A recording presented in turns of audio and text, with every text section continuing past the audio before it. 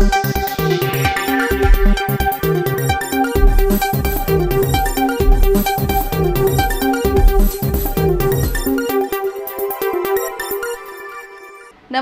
ಈ ನ್ಯೂಸ್ ಟಿವಿಯ ಸ್ಪೀಡ್ ನ್ಯೂಸ್ಗೆ ಸ್ವಾಗತ. ದೇಶ ಮತ್ತು ರಾಜ್ಯದ ಸಮಗ್ರ ಸುದ್ದಿಗಳು ಹಾಗೂ ಸ್ಥಳೀಯ ವಿದ್ಯಮಾನಗಳ ಪಟಾಪಟ್ ಸುದ್ದಿಗಳು. ಪುತ್ತೂರು ಮೂಲದ ಉದ್ಯಮಿ ಸುದೀಪ್ ರೈ ಮದುವೆಯಾದ ಒಂದೇ ತಿಂಗಳಲ್ಲಿ ಆತ್ಮಹತ್ಯೆ ಮಾಡಿಕೊಂಡ ಪ್ರಕರಣಕ್ಕೆ ಸ್ಫೋಟಕ ತಿರುವು ಸಿಕ್ಕಿದೆ. ಮದುವೆಯಾದ ಒಂದೇ ತಿಂಗಳಿಗೆ ಪುತ್ತೂರು ತಾಲೂಕಿನ ನೆಲ್ಯಾಡ ನಿವಾಸಿ ಉದ್ಯಮಿ ಸುದೀಪ್ ರೈ ಆತ್ಮಹತ್ಯೆ ಮಾಡಿಕೊಂಡಿರುವ ಘಟನೆ ಉಡುಪಿಯ ಕಾರ್ಕಳದಲ್ಲಿ ನಡೆದಿದೆ. ಈ ಪ್ರಕರಣಕ್ಕೀಗ ಸ್ಫೋಟಕ ತಿರುವು ಸಿಕ್ಕಿದ್ದು, ಪತ್ನಿ ಸೌಮ್ಯಾಳ ನವರಂಗಿ ಆಟವೇ ಸುದೀಪ್ ಸಾವಿಗೆ ಕಾರಣ ಎಂಬ ಅನುಮಾನ ವ್ಯಕ್ತವಾಗಿದೆ. ಮದುವೆಯಾಗಿ ಕೆಲವೇ ದಿನಗಳಲ್ಲಿ ಪತ್ನಿಯ ಸರಣಿ ಮ್ಯಾರೇಜ್ ಕಹಾನಿ ಬಯಲಾಗಿತ್ತು. ಹೀಗಾಗಿ ಮದುವೆಯಾದ ಒಂದು ತಿಂಗಳ ಬಳಿಕ ತನ್ನ ತಂದೆ ತಾಯಿ ಮನೆಗೆ ಬಂದಿದ್ದ ಸುದೀಪ್ ಪತ್ನಿ ಹಣ ಒಡವೆ ಕಿತ್ಕೊಂಡಿದ್ದಾಳೆ, ತುಂಬಾ ಟಾರ್ಚರ್ ಕೊಡ್ತಿದ್ದಾಳೆ ಅಂತ ಅವಲತ್ಕೊಂಡಿದ್ರು ಎನ್ನಲಾಗಿದೆ. ವಿಮಾನ ನಿಲ್ದಾಣದೊಳಗೆ ವ್ಯಕ್ತಿಯೊಬ್ಬ ಧೂಮಪಾನ ಮಾಡುತ್ತಿರುವ ವಿಡಿಯೋ ವೈರಲ್ ಆಗಿದ್ದು ಸಾರ್ವಜನಿಕರಲ್ಲಿ ಆಕ್ರೋಶಕ್ಕೆ ಕಾರಣವಾಗಿದೆ. ವಿಮಾನ ನಿಲ್ದಾಣದಲ್ಲಿ ಧೂಮಪಾನ ಮಾಡಿರುವ ವೈರಲ್ ವಿಡಿಯೋ ಒಂದು ತೀವ್ರ ಆಕ್ರೋಶ ಹುಟ್ಟುಹಾಕಿದೆ. ವಿಡಿಯೋದಲ್ಲಿ ಒಬ್ಬ ವ್ಯಕ್ತಿ ವಿಮಾನ ನಿಲ್ದಾಣದ ಟರ್ಮಿನಲ್ ಪ್ರದೇಶದಲ್ಲಿ ಅಸಡ್ಡೆಯಿಂದ ಧೂಮಪಾನ ಮಾಡುತ್ತಿರುವುದು ಕಾಣಿಸಿಕೊಂಡಿದೆ. ಈ ಘಟನೆ ಮುಂಬೈನ ಛತ್ರಪತಿ ಶಿವಾಜಿ ಮಹಾರಾಜ್ ವಿಮಾನ ನಿಲ್ದಾಣದಲ್ಲಿ ನಡೆದಿದೆ ಎನ್ನಲಾಗಿದ್ದು, ಇನ್ನೂ ದೃಢಪಟ್ಟಿದೆ. ಈ ವಿಡಿಯೋ ಬೆಂಗಳೂರಿನ ಕೆಂಪೇಗೌಡ ಅಂತಾರಾಷ್ಟ್ರೀಯ ವಿಮಾನ ನಿಲ್ದಾಣದಲ್ಲಿ ಚಿತ್ರಿಸಲಾಗಿದೆ ಎಂಬ ಊಹಾಪೋಹಗಳು ಹರಿದಾಡಿತ್ತು. ಆದರೆ ಈ ವಿಡಿಯೋ ಬೆಂಗಳೂರಿನಲ್ಲಿ ನಡೆದಿದ್ದಲ್ಲ ಅಂತ ತಿಳಿದುಬಂದಿದೆ. ದೇವನಹಳ್ಳಿ ಹೊರವಲಯದ ರಾಷ್ಟ್ರೀಯ ಹೆದ್ದಾರಿಯಲ್ಲಿ ಚಲಿಸುತ್ತಿದ್ದ ಕಾರಿಗೆ ಆಕಸ್ಮಿಕವಾಗಿ ಬೆಂಕಿ ಕಾಣಿಸಿಕೊಂಡು ಸಂಪೂರ್ಣ ಸುಟ್ಟು ಹೋಗಿದೆ. ಬೆಂಗಳೂರು ಗ್ರಾಮಾಂತರ ಜಿಲ್ಲೆಯ ದೇವನಹಳ್ಳಿ ತಾಲೂಕಿನ ಹೊರವಲಯದ ಹೊಸಕೋಟೆ ದಾಬಸ್ಪೇಟೆ ರಾಷ್ಟ್ರೀಯ ಹೆದ್ದಾರಿಯಲ್ಲಿ ಚಲಿಸುತ್ತಿದ್ದ ಕಾರಿನಲ್ಲಿ ಆಕಸ್ಮಿಕವಾಗಿ ಬೆಂಕಿ ಕಾಣಿಸಿಕೊಂಡು ಸಂಪೂರ್ಣ ಸುಟ್ಟು ಭಸ್ಮವಾದ ಘಟನೆ ಮಂಗಳವಾರ ನಡೆದಿದೆ. ಕಾರು ಹೆದ್ದಾರಿಯಲ್ಲಿ ವೇಗವಾಗಿ ಚಲಿಸುತ್ತಿದ್ದಾಗ ಇದ್ದಕ್ಕಿದ್ದಂತೆ ಎಂಜಿನ್ನಲ್ಲಿ ಬೆಂಕಿ ಕಾಣಿಸಿಕೊಂಡಿದೆ. ತಕ್ಷಣ ಎಚ್ಚೆತ್ತುಕೊಂಡ ಕಾರಿನ ಚಾಲಕ ಮತ್ತು ಪ್ರಯಾಣಿಕರು ಹೆದ್ದಾರಿ ಮಧ್ಯೆಯೇ ಕಾರನ್ನು ನಿಲ್ಲಿಸಿ ಕೆಳಗಿಳಿದಿದ್ದಾರೆ. ಅವರು ಇಳಿತಿದ್ದಂತೆ ಬೆಂಕಿಯ ಕೆನ್ನಾಲಿಗೆ ಕಾರಿನಾದ್ಯಂತ ಆವರಿಸಿದ್ದು, ನೋಡ್ತಿದ್ದಂತೆ ಇಡೀ ಕಾರು ಬೆಂಕಿಗಾಹುತಿಯಾಗಿದೆ. ರಾಮನಗರದಲ್ಲಿ ಥಿಯೇಟರ್ ಮಾಲೀಕನನ್ನ ಬ್ಲಾಕ್ ಮೇಲ್ ಮಾಡಿ 25 ಲಕ್ಷ ರು ಮತ್ತು ಚಿನ್ನ ಸುಲಿಗೆ ಮಾಡಿದ ಪ್ರಕರಣ ಬೆಳಕಿಗೆ ಬಂದಿದೆ.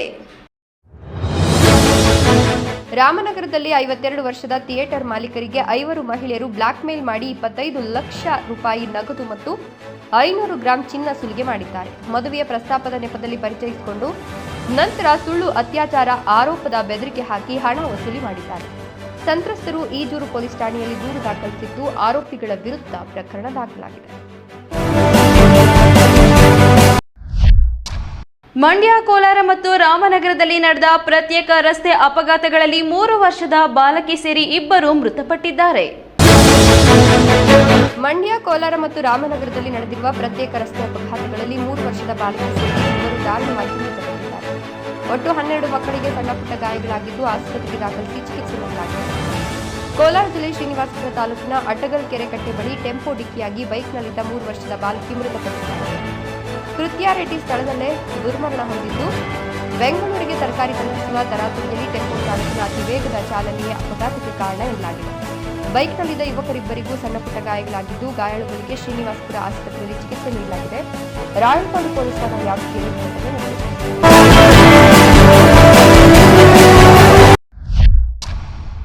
ರಾಜ್ಯದಲ್ಲಿ ಈಜಲು ಹೋಗಿ ಅಪ್ರಾಪ್ತರು ಸಾವನ್ನಪ್ಪುವ ಘಟನೆಗಳು ಹೆಚ್ಚುತ್ತಿವೆ.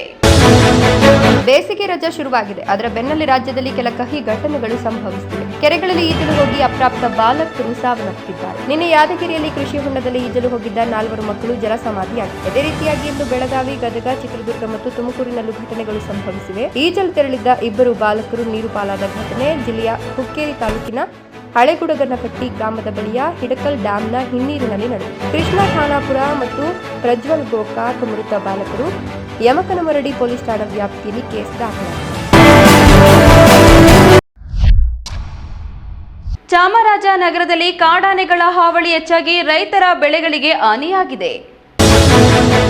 ಮಾನವ ಕಾಡು ಪ್ರಾಣಿ ಸಂಘರ್ಷಕ್ಕೆ ಕುಖ್ಯಾತಿ ಪಡೆದ ಜಿಲ್ಲೆಗಳ ಪೈಕಿ ಚಾಮರಾಜನಗರದಲ್ಲಿ ಕಾಡಾನೆಗಳ ಉಪಟಳ ಮತ್ತೆ ಹೆಚ್ಚಾಗಿದೆ. ತಡರಾತ್ರಿ ಹನೂರು ತಾಲೂಕಿನ ಚಿಕ್ಕರಂಗಶೆಟ್ಟಿ ದೊಡ್ಡಿಗೆ ನುಗ್ಗಿ ಒಂಟಿ ಸಲಗ ದಾಂಧಲೆ ನಡೆಸಿದ್ರೆ ಮಂಚಹಳ್ಳಿ ಬಳಿ ಕಾಡಾನೆ ಹಿಂಡು ರೈತರು ಕಷ್ಟಪಟ್ಟು ಬೆಳೆದಿದ್ದ ಟೊಮೊಟೊ ಬೆಳೆಯನ್ನ ಸರ್ವನಾಶ ಮಾಡಿದೆ. ಮಂಜುನಾಥನವರ ಜಮೀನಿನಲ್ಲಿ ಕಟಾವು ಮಾಡಿ ಇಟ್ಟಿದ್ದ ಕ್ವಿಂಟಾಲ್ ಗಟ್ಟಲೆ ಟೊಮೊಟೊವನ್ನ ತಿಂದು ತೇಗಿ ಪರಾರಿಯಾಗಿವೆ. ಹೀಗಾಗಿ ಕತ್ತಲಾದ್ರೆ ಸಾಕು ಮನೆಯಿಂದ ಹೊರಬರಲು ಈ ಭಾಗದ ಜನರು ಭಯಪಡಬೇಕಾದ ಸ್ಥಿತಿ ನಿರ್ಮಾಣವಾಗಿದೆ. ಬಿಳಿಗಿರಿ ರಂಗನ ಬೆಟ್ಟ ಹುಲಿ ಸಂರಕ್ಷಿತಾರಣ್ಯ ಸಿಬ್ಬಂದಿಗೆ ತಿಳಿಸಿದರೂ ಈ ಬಗ್ಗೆ ಯಾವ ಕ್ರಮವನ್ನು ಕೈಗೊಂಡಿಲ್ಲ. ಕಾಡಾನೆ ಉಪಟಳದಿಂದ ನಮಗೆ ಮುಕ್ತಿ ಕೊಡಿಸಿ ಅಂತ ಗ್ರಾಮಸ್ಥರು ಮನವಿ ಮಾಡಿದ್ದಾರೆ.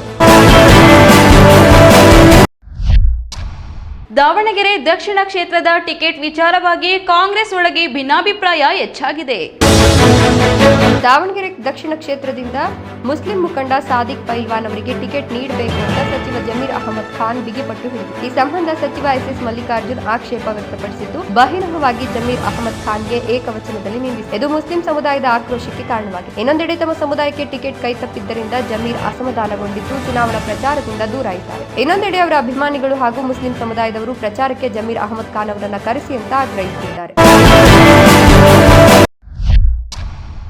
ಮಹಿಳೆಯೊಬ್ಬರ ಖಾತೆಗೆ ತಪ್ಪಾಗಿ 10 ಕೋಟಿ ರು ಜಮೆಯಾಗಿದ್ರು 1 ರೂಪಾಯಿ ಕೂಡ ತೆಗೆದುಕೊಳ್ಳದೆ ಬ್ಯಾಂಕ್ಗೆ ಮಾಹಿತಿ ನೀಡಿದ ಘಟನೆ ಪ್ರಶಂಸೆಗೆ ಪಾತ್ರವಾಗಿದೆ. ಮಹಿಳೆಯೊಬ್ಬರ ಬ್ಯಾಂಕ್ ಖಾತೆಗೆ ಅನಿರೀಕ್ಷಿತವಾಗಿ 10 ಕೋಟಿ ರೂಪಾಯಿ ಜಮೆಯಾಗಿದೆ. ಬ್ಯಾಂಕಿನ ತಾಂತ್ರಿಕ ದೋಷದಿಂದ ಈ ಹಣ ಬಂದಿದ್ದು ಅವರು 1 ರೂಪಾಯಿ ಕೂಡ ವಿತ್ಡ್ರಾ ಮಾಡದೆ ತಕ್ಷಣವೇ ಬ್ಯಾಂಕ್ ಅಧಿಕಾರಿಗಳ ಗಮನಕ್ಕೆ ತಂದಿದ್ದಾರೆ. ಹಣದ ಆಸೆ ಪಡೆದೇ ಪ್ರಾಮಾಣಿಕತೆ ಮೆರೆದ ಅವರ ಈ ನಡೆ ವ್ಯಾಪಕ ಪ್ರಶಂಸೆಗೆ ಒಳಗಾಗಿದೆ. ಇದು ಬ್ಯಾಂಕ್ ತಪ್ಪು ಅಥವಾ ವಹಿವಾಟಿನ ದೋಷವಾಗಿರಬಹುದು ಅಂತ ಬ್ಯಾಂಕ್ ಮ್ಯಾನೇಜರ್ ಹೇಳಿದ್ದಾರೆ. ಬೆಳ್ತಂಗಡಿ ಬಳಿ ಚಲಿಸುತ್ತಿದ್ದ ಸರ್ಕಾರಿ ಬಸ್ನ ಬಾಗಿಲು ಏಕಾಏಕಿ ತೆರಳಿ 2 ವಿದ್ಯಾರ್ಥಿನಿಯರು ರಸ್ತೆ ಮೇಲೆ ಬಿದ್ದು ಗಾಯಗೊಂಡಿದ್ದಾರೆ. ಚಲಿಸುತ್ತಿದ್ದ ಸರ್ಕಾರಿ ಬಸ್ ಒಂದರ ಬಾಗಿಲು ಏಕಾಏಕಿ ತೆರೆದು ಸಹೋದರಿಯರಿಬ್ಬರು ರಸ್ತೆಗೆ ಬಿದ್ದು ಗಾಯಗೊಂಡ ಘಟನೆ ಬೆಳ್ತಂಗಡಿ ತಾಲೂಕಿನ ಗೇರುಕಟ್ಟೆ ಸಮೀಪದ ರೇಷ್ಮೆ ರೋಡ್ನಲ್ಲಿ ಮಂಗಳವಾರ ನಡೆದಿದೆ. ಎಸ್ಎಸ್ಎಲ್ಸಿ ವಿದ್ಯಾರ್ಥಿನಿ ಚರಿಷ್ಮಾ, ಪಿಯುಸಿ ವಿದ್ಯಾರ್ಥಿನಿ ಚಸ್ಮಿಕಾ ಗಾಯಗೊಂಡವರು. ಗೇರುಕಟ್ಟೆಯಿಂದ ಬೆಳ್ತಂಗಡಿ ಕಡೆಗೆ ಬಸ್ ಸಂಚರಿಸ್ತಾ ಇತ್ತು. ರೇಷ್ಮೆ ರೋಡ್ ಬರ್ತಿದ್ದಂತೆ ಬಸ್ ಬಾಗಿಲು ಏಕಾಏಕಿ ತೆರೆದಿದೆ. ಪರಿಣಾಮ ಬಸ್ ಬಾಗಿಲ ಬಳಿಯಿದ್ದ ಸಹೋದರಿಯರಿಬ್ಬರು ರಸ್ತೆಗೆ ಬಿದ್ದಿದ್ದಾರೆ. ಈ ನ್ಯೂಸ್ ಟಿವಿಯ ಸ್ಪೀಡ್ ನ್ಯೂಸ್ ಜೊತೆಗೆ ತಪ್ಪದೆ ವೀಕ್ಷಿಸಿ. ಈ ನ್ಯೂಸ್ ಟಿವಿಯ ಮುಖ್ಯ ಸಂಚಿಕೆ ರಾತ್ರಿ 8:30ಕ್ಕೆ.